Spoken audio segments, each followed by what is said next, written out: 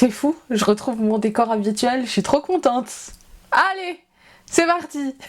Bonjour et bienvenue sur ma chaîne YouTube, j'espère que vous allez bien, je suis hyper contente de vous retrouver pour ce dernier épisode bonus de la série SK Ultra qui du coup nous aura permis en fait de faire une espèce de petite chasse aux indices qui était j'espère assez fun mais du coup dont je vais vous reparler en fait en fin de vidéo parce qu'en plus on va débunker un peu forcément tout ça et puis je vais aussi évidemment vous annoncer le gagnant du concours. Donc restez bien jusqu'à la fin. Et ce fameux concours final, il avait pour but de vous faire deviner le sujet qu'on allait aborder aujourd'hui.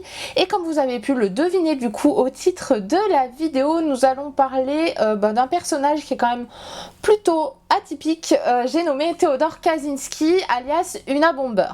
Entre 1978 et 95, aux quatre coins des États-Unis, il va complètement semer la terreur et la mort parmi les ingénieurs en informatique et les scientifiques en envoyant des colis piégés et des bombes artisanales. Durant presque 20 ans, le FBI va le traquer sans parvenir à l'arrêter jusqu'au 3 avril 96 où des centaines d'agents vont encercler sa cabane dans le Montana. Bref, si vous êtes bien installé, que vous avez pris quelque chose à boire, à manger, que vous êtes au calme, tranquille, dans le noir, c'est parti pour l'incroyable histoire de Ted Kaczynski, l'Una Bomber.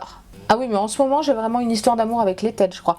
Bref, si jamais vous entendez du bruit à côté, c'est normal, ils sont en train de tondre la pelouse, tout va bien, quoi. Bref, je sais pas, je suis pas la seule youtubeuse, je crois, à se faire emmerder par ce genre de bruit à côté. Quand t'es en ville, c'est les klaxons, et puis quand t'es à la campagne, c'est les tondeuses. Bon, bref, allons-y. Ted Kaczynski est né le 22 mai 1942 à Chicago, dans l'Illinois. Il est le fils de Theodore Richard Kaczynski, un ouvrier dans une usine de saucisses, oui, et de Wanda Teresa Kaczynski, qui sont tous les deux en fait issus de la seconde génération d'une famille d'émigrés polonais. Les Kaczynski polonais, ça paraît à peu près logique, jusqu'ici tout va bien. Alors qu'il n'a seulement que 9 mois, il va développer en fait un urticaire géant qui est lié à une allergie médicamenteuse et du coup il va être placé 8 mois en isolement à l'hôpital, ce qui va évidemment complètement le traumatiser et laisser finalement une porte ouverte à une altération de sa personnalité. Quand son petit frère David va naître en octobre 1949, Ted va être de plus en plus perturbé.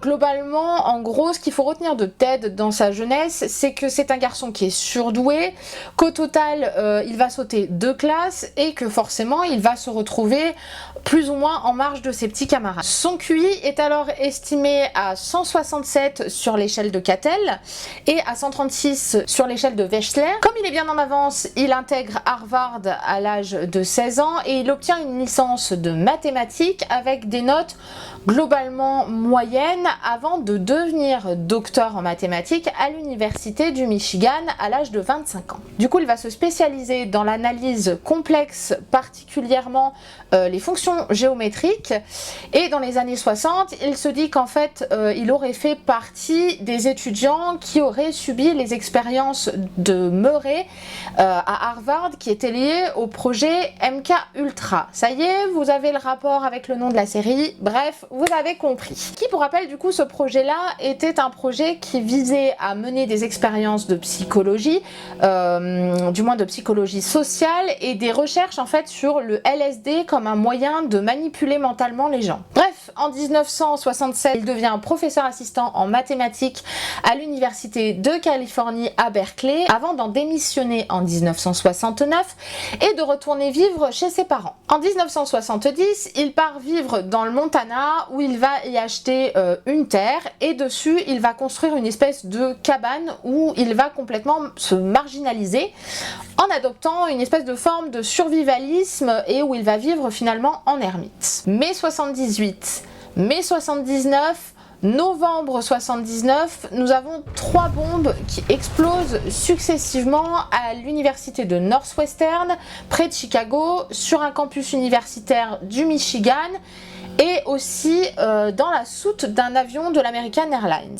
Ce sont 3 attentats qui ne font pas de mort, mais qui par contre vont attirer forcément l'attention du FBI qui pense tout de suite que les 3 explosions sont liées. À chaque fois, le système explosif est placé dans une jolie boîte en bois qui est faite main. C'est quelque chose qui est intelligemment conçu, ce qui fait du coup penser au FBI que l'auteur est un amateur, mais un amateur averti. Une enquête est ouverte sous le nom de Une à bombe, une pour University, A pour Airlines et bombe, pour bombe quoi. Voilà.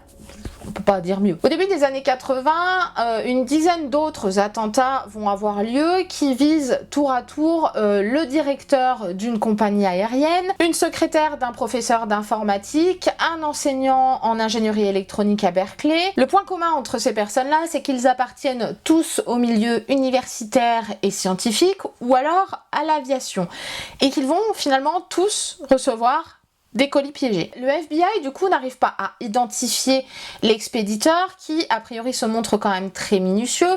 Il nettoie absolument toutes les pièces de ses bombes, il colle ses timbres avec de l'eau et de la sauce soja, bref il est intraçable. Juin 80, octobre 81, mai et juin 82, les attentats se succèdent, toujours sans faire aucun mort, mais l'enquête par contre elle n'avance absolument pas. En mai 1985, un jeune ingénieur de l'université de Berkeley perd un œil et 4 doigts dans l'explosion d'une bombe qui était cachée dans un classeur, faisant de lui le premier blessé grave des attentats de celui qu'on nomme désormais Una Bomber. En décembre 85, le propriétaire d'une boutique d'informatique de Sacramento, Hugh Scruton, est tué par des clous et des éclats qu'il reçoit du coup en plein cœur d'une bombe qui a été laissée sur sa place de stationnement. Les enquêteurs vont retrouver sur les lieux du drame un petit morceau de métal sur lequel est gravé FC comme fuck computer, mais finalement ça va pas vraiment les aider, du moins pas à l'instant T. En 87, c'est une employée d'un magasin d'informatique de Salt Lake City qui aperçoit un homme en train de déposer un colis sur son lieu de travail et quelques heures après, celui-ci va exploser au visage de son patron, le blessant grièvement. Et il s'agit là du premier faux pas d'Una Bomber puisque l'employé, forcément qui l'a vu, va dresser un portrait robot de l'homme qu'elle a vu déposant le colis. Et le FBI sait désormais qu'il s'agit d'un homme qui a entre 30 et 40 ans et qui a les cheveux blonds. Una Bomber du coup va se faire discret pendant 7 longues années. On ne va plus en entendre parler si bien qu'on va presque l'oublier jusqu'en 1993 où il va envoyer 2 nouvelles bombes. Une première à David Gerlenter, 38 ans, un professeur d'informatique à Yale et développeur d'un système de programmation coordonnée qu'on appelle Linda. Le colis va exploser alors qu'il est en train en fait d'ouvrir son courrier dans son bureau du 8e étage. Une seconde bombe va parvenir au généticien Charles Epstein qui avait fait des découvertes entre autres sur la trisomie 21. Seulement ces 2 victimes-là, elles vont malgré tout en fait survivre à l'explosion. Una Bomber à ce moment-là va écrire une lettre au New York Times pour revendiquer son groupe anarchiste appelé FC, comme je vous en ai parlé précédemment, et va prendre la responsabilité des attaques. Il y affirme en fait sa haine de la société industrielle qu'il entend déstabiliser en s'attaquant à ceux qui en portent finalement la responsabilité, c'est-à-dire globalement tous ceux qui poussent à la croissance, que ce soit des publicitaires, des informaticiens, des universitaires, bref, tous ceux qui amènent à cette nouvelle société industrielle qui lui visiblement ne lui convient absolument pas. En 94, c'est un publicitaire qui est tué par un autre colis piégé rempli de lames de rasoir et Una Bomber va justifier le meurtre en expliquant que le travail d'un publicitaire c'est le développement de techniques qui permettent la manipulation des gens. En 95, une de ces bombes va tuer le président de l'association de sylviculture de Californie, Gilbert Murray, qui devient ainsi la 3e victime d'Una Bomber. L'enquête est alors complètement relancée et le FBI va engager des ressources monstrueuses et considérables, en tout cas dans la traque du poseur de bombes. En échange de sa capture, on offre même une récompense d'1 million de dollars et 150 agents sont mobilisés depuis maintenant 15 ans sur cette affaire qui est complètement hors norme. Et ça va finir par porter ses fruits puisque au milieu des années 90, l'analyse des lettres envoyées par Unabomber à la presse va permettre au profiler d'établir son profil psychologique. Du coup, ce serait quelqu'un qui serait âgé désormais d'une quarantaine d'années, qui serait plutôt solitaire, associable, discret, sûrement célibataire et d'ailleurs très peu doué avec les femmes, quelqu'un de poli, en apparence plutôt insoupçonnable et surtout quelqu'un de très orgueilleux. Et c'est peut-être cet orgueil qui justement va mener à la perte d'Unabomber. Clairement, il supporte absolument pas que d'autres personnes occupent le devant de la scène médiatique à sa place et il veut se faire remarquer à tout prix. D'ailleurs, ça se voit puisqu'en avril 95, Timothy McVeigh, un militant proche de groupuscules paramilitaires d'extrême droite, va commettre ce qui est clairement le plus grave attentat terroriste commis par un Américain sur le sol américain à Oklahoma City en tuant 168 personnes dans l'explosion d'un véhicule piégé. Et là, Unabomber va réagir, complètement vexé qu'un autre fasse davantage parler de lui que lui-même. Et il va envoyer du coup une nouvelle lettre au New York Times et au Washington Post pour leur proposer en fait de publier son manifeste en échange de l'arrêt de ces attentats. Le manifeste fait 62 pages, il est dactylographié et Unabomber demande à ce que celui-ci soit publié dans les 3 mois qui viennent. Et pour le FBI, c'est vraiment un cadeau, c'est du bonus tout plein, c'est qu'en fait ils vont donner l'autorisation aux journaux concernés de publier le manifeste dans l'espoir finalement que quelqu'un reconnaisse ce style d'écriture particulier qu'a Unabomber. Néanmoins, dans sa dernière lettre, il va aussi préciser qu'il se réserve en fait le droit après la publication du manuscrit de faire un dernier attentat qui sera destiné à tuer. Un peu plus de 2 mois plus tard, Unabomber envoie une nouvelle lettre au San Francisco Chronicle alors que le manifeste n'est pas encore publié. Et dans cette lettre, en fait, il va menacer de faire sauter un avion de ligne à Los Angeles dans les 6 jours à venir, ce qui fait qu'il va complètement créer la panique. Néanmoins, il n'y a rien qui va sauter à la date fatidique. Ouais, en gros, il les a trollés, quoi, voilà. Et après 3 mois de réflexion sur le fait de publier ou non le fameux manifeste, le Washington Post et le New York Times vont décider de sortir les écrits d'Unabomber qui sont intitulés « La société industrielle et son avenir ». Ça y est, vous vous souvenez dans le décor, le petit truc qui devait être quelque part à côté de moi. Bref. Dans ce manifeste, Unabomber va expliquer qu'en fait, selon lui, la technologie ne mène à rien d'autre que la mort de l'humanité. Parce que c'est quelque chose de totalement incompatible avec la liberté. La seule solution, en fait, selon lui, pour sauvegarder l'humanité, ce serait d'anéantir la société industrielle et technologique en faisant une révolution qui serait globale et qui concernerait absolument le monde entier. Globalement, ce manifeste d'Unabomber, il se résume en 3 postulats. Déjà, celui du fait que le progrès technologique conduit à un désastre qui est inéluctable. Le second, c'est que la seule possibilité d'éviter cet effondrement, c'est l'effondrement de la civilisation moderne. Et le dernier, c'est qu'il est absolument nécessaire de mettre en place un mouvement révolutionnaire pour éradiquer la société technologique en prenant des mesures pour tenir à l'écart les gauchistes et autres consorts. Selon lui, en fait, la révolution industrielle, elle conduit à un espèce d'ordre économique. Alors en ce moment, on est en plein dedans, peut-être qu'il était visionnaire,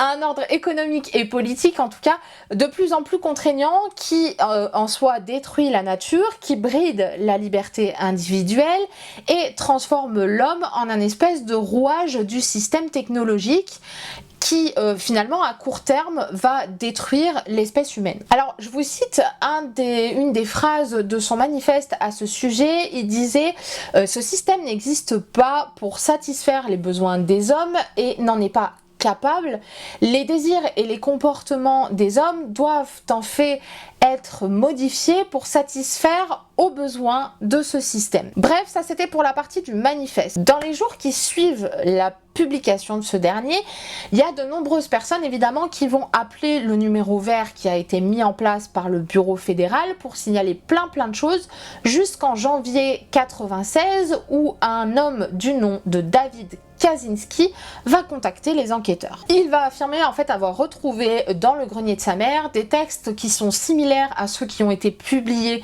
dans le Washington Post et le New York Times, qui sont écrits de la main de son propre frère, à savoir Théodore, avec qui il n'est plus en contact depuis plusieurs années. Et le profil du suspect clairement colle parfaitement avec celui qui avait été dressé par les profilers quelques années auparavant. Et du coup, Ted est mis sous haute surveillance dans sa cabane du Montana. Le 3 avril 96, ce sont des centaines d'agents du FBI qui vont se positionner autour de la cabane. Ils vont alors utiliser en fait une ruse en faisant appel à un garde forestier pour l'attirer en dehors de sa maison avant de l'arrêter. Et du coup, l'image fait complètement le tour des journaux télévisés du monde entier. Tout le monde montre cette image de l'arrestation du fameux Unabomber plus de 20 ans après. Les agents vont découvrir dans la cabane du matériel qui sert évidemment à fabriquer des explosifs, la bombe numéro 17 qui est complètement prête à être envoyée, qui est déjà dans le carton,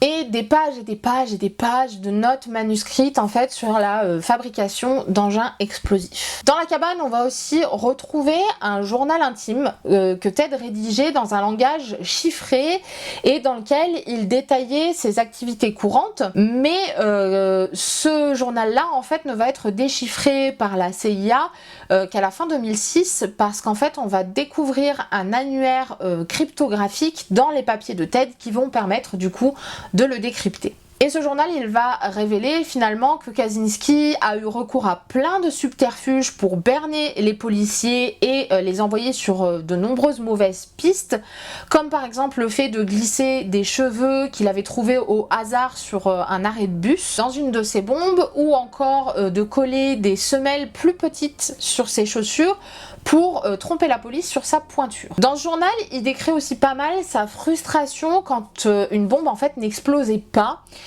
Du moins pas comme il l'espérait, que ça faisait pas autant de victimes qu'il l'espérait. Concernant le procès de Ted Kaczynski, il s'ouvre en janvier 98 et pour l'occasion, ses avocats en fait ont fait déplacer carrément sa cabane par hélicoptère en espérant, grâce à son exposition à la vue de tout le monde, prouver qu'en fait Ted n'a pas toute sa tête et plaider comme ça la démence. Il y a un psychiatre qui du coup va le diagnostiquer schizophrène paranoïde.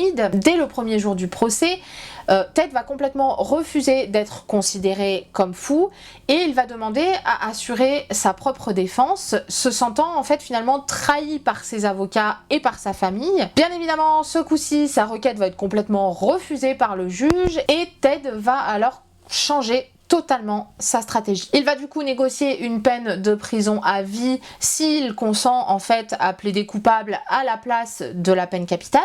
Et le 4 mai 98, il est du coup condamné 4 fois à perpétuité sans possibilité évidemment de libération conditionnelle, et il est aussi condamné à verser une amende de 15 millions de dollars à ses victimes. Actuellement, il est incarcéré dans une prison dite Supermax, donc de sécurité maximale dans le Colorado. Et malgré le fait qu'il ait eu de multiples procès en appel, il est toujours derrière les barreaux. Globalement, ses journées, c'est que en gros, il passe 23 heures par jour dans une cellule qui est complètement plus petite que sa cabane dans le Montana. Il continue à travailler et à publier le fruit de ses réflexions. Bref, il a des journées vraiment où il sort très peu, 1 heure par jour quoi. Et voilà. Ses travaux sont d'ailleurs même salués par de nombreux intellectuels, mais l'hommage le plus sanglant, c'est sûrement celui d'Anders Breivik. Alors je sais pas si vous vous souvenez, c'est l'auteur de la tuerie de masse en Norvège qui a eu lieu en 2011 et qui avait complètement plagié des passages entiers des élucubrations de Ted Kaczynski dans son propre manifeste. Bref, c'est assez C'est assez craignos comme référence, voilà. Et c'est ainsi que se termine l'histoire d'Una Bomber et cette vidéo bonus de la série SK Ultra. Alors j'espère comme d'habitude évidemment qu'elle vous a plu. Et du coup il est un peu temps de boucler la boucle. Comme je vous l'avais promis, on va rapidement débunker cette série pour que vous puissiez comprendre les indices qui étaient cachés dans les 10 vidéos. Parce qu'il y en avait pas mal. Alors comme vous avez compris, le tout premier indice, je vous en ai parlé durant la vidéo, c'était le nom de la série, à savoir SK Ultra, donc SK pour Serial Killer, mais bien sûr la référence était celle de la référence au projet MK Ultra auquel on pense que Ted Kaczynski a participé et qui était en fait voilà un projet qui avait été lancé par la CIA pour développer des techniques de lavage de cerveau qui étaient utiles principalement contre les espions soviétiques. Voilà, donc on pense que Ted y aurait participé, qu'il aurait été surtout torturé psychologiquement à cette période par le professeur Murray, qui l'aurait attaché à une chaise et en fait le couvrait d'électrodes avant de l'humilier en démontant ses théories et ses idées. Bref, voilà, ce serait en tout cas des tortures qui auraient duré, dit-on, environ 200 heures au total, étalé sur 3 ans. Bref, du coup, vous comprenez un peu mieux cet indice qui était caché dans le titre de la série. Pour la suite des indices, en fait, il fallait tout simplement chercher à chaque fois les ajouts dans le décor qui était derrière moi. Alors là, je suis surheureuse parce que j'ai retrouvé mon décor et je suis trop contente. Mais voilà, je vous explique un peu le topo. C'est qu'ils étaient tous classés finalement du plus compliqué au plus simple. C'était pour permettre aux connaisseurs comme à ceux qui ne connaissaient pas forcément Una Bomber de pouvoir malgré tout éventuellement participer au concours. Dans la vidéo, la toute première, celle de William Pierce Jr., vous pouviez voir en haut à droite de l'écran une photo, une prise de vue de la cabane de Ted. Dans la seconde vidéo sur Patrice Allègre, on avait un des écrits de Ted Kaczynski qui se situait à peu près au milieu en haut. Dans la vidéo sur Robert Wagner et John Bunting, il y avait des éléments de bombe qui étaient juste au-dessus de l'indice de la vidéo précédente. Dans la quatrième vidéo, celle sur Charles Cullen, c'était un des colis piégés qui était en bas à gauche sur l'image. Dans la cinquième vidéo sur Javed Iqbal Mughal, se cachaient du coup 3 victimes au milieu sur la droite. Dans la sixième vidéo sur le Dr Chipman, il fallait trouver la photo avec David entre autres et puis des voisins quand ils étaient petits qui étaient tout en haut à gauche, et je sais que ça va intéresser une de mes abonnées qui cherchait à tout prix ce qu'était cette photo là. Voilà, tu as ta réponse. Dans la septième vidéo sur BTK était apparu un petit encart de son incarcération en fait à la prison avec son nom à l'intérieur. Alors il fallait vraiment zoomer, mais c'est pour ça que je vous dis qu'on avance petit à petit, mais en tout cas il y avait son nom dedans. Dans la huitième vidéo sur le cannibale Joachim Kroll, on pouvait voir des images de l'intérieur de la cabane d'Una Bomber à peu près au milieu et sur la gauche, je crois. Dans la neuvième vidéo sur l'incroyable Delphine Lalaurie, on pouvait voir apparaître le nom de son manifeste ainsi que des symboles qui ont été dessinés par Kaczynski sur la droite. Et surtout dans la dernière vidéo, c'était là l'indice sûrement le plus simple, on va dire. Dans la vidéo de Ted Bundy, vous aviez le portrait robot d'Una Bomber que j'ai dû vous mettre du coup dans la vidéo et que vous avez dû voir.